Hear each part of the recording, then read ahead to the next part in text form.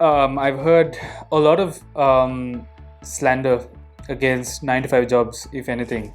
And as someone who's worked in 9 to 5 internships, worked really hard to get those internships, by the way. I want to talk about why I find this entire argument about against 9 to 5 working hours redundant and funny, if anything.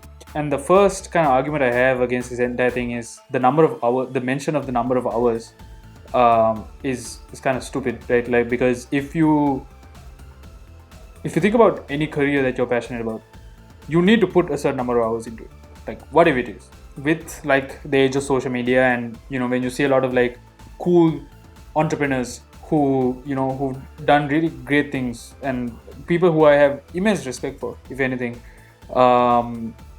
they've made entrepreneurship look really cool.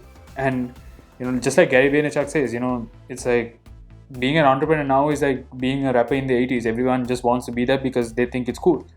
Now, if the argument against 9 to 5 jobs is the number of hours are bad, then you have a lot more to complain about if you're doing a startup, or if you're your own boss or whatever you want to be. Because if you really want your business to succeed, or if you really want to build this global everworldly brand that people always talk about for some reason, you would have to work from 9 to 9. And when I mean 9 to 9, you work from 9 a.m. to 9 a.m. And what I mean by that is you basically don't sleep, if anything. And those are the kind of stories you hear from entrepreneurs who work really hard. And obviously, for some of them find it worth the time. And in my case, I haven't really found anything I'm that passionate about.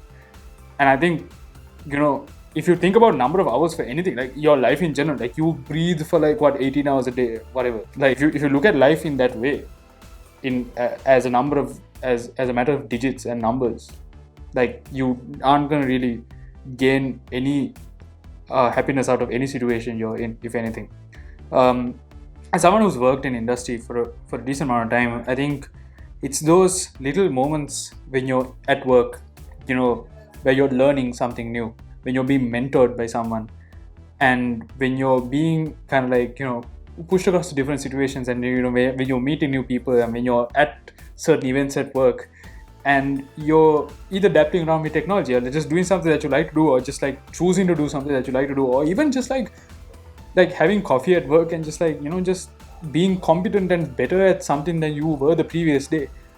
That is such an amazing, beautiful experience that a lot of people just don't want to credit or give credit to at all. And that's because a lot of people don't make very smart decisions with their careers, or don't make honest decisions with their careers. And it's unfortunate that 9 to 5 jobs need to take the hit for it. Now, I understand that there are certain disadvantages that come with 9 to 5 jobs, and at a certain time where things might not always look that great, or things might not always be that exciting. But doing anything else other than that, there's no guaranteed excitement out of it either. It's more of just trying to find the best, trying to make the best out of the opportunities that you're given, because opportunities don't really come easy. And if you're, especially at a season like COVID, and especially at a time where people are competing and losing their jobs, I think people should value their occupations much more, and understand that these are ways in which they make money, and ways in which they make short-term income that could convert to long-term income, and appreciate it for what it is, and just be more grateful, if anything. And the kind of second point to my argument that 9 to 5 jobs aren't all that bad is the amount of mentorship that you get. You meet, if you really level up and go to certain great companies, you meet an extremely crazy amount of smart people and very determined people, even more and more practical people, if anything, more, and people who really understand life and the world of work and careers, and even investments and things like that on a large level. I appreciate my manager and my recruiter and people I've met at work to this day. They were much older than me, and they've had so many diverse experiences that I kind of pulled out of. And I am once again humble enough to realize that I need mentorship at this stage of my career. I started coding when I was like properly coding when I was like 18 years old. I'm not supposed to know any of these things. I needed to be around people who knew more than I did, and I was humble enough to absorb and grab everything they've learned across their like careers. And if I ever want to build something of my own, you know I've learned a lot of intangible skills from 9 to 5 jobs than someone who didn't do a 9 to 5 job, and then someone who'd just be at home, just like, I don't know, just working on like a random project that they call a business.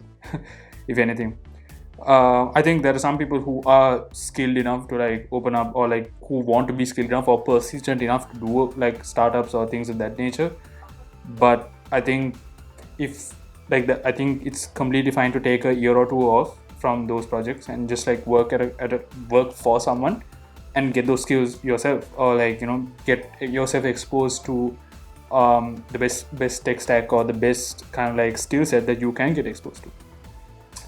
The third thing that I'd like to speak about is that the 9 to 5 job is just the only option that a lot of people have.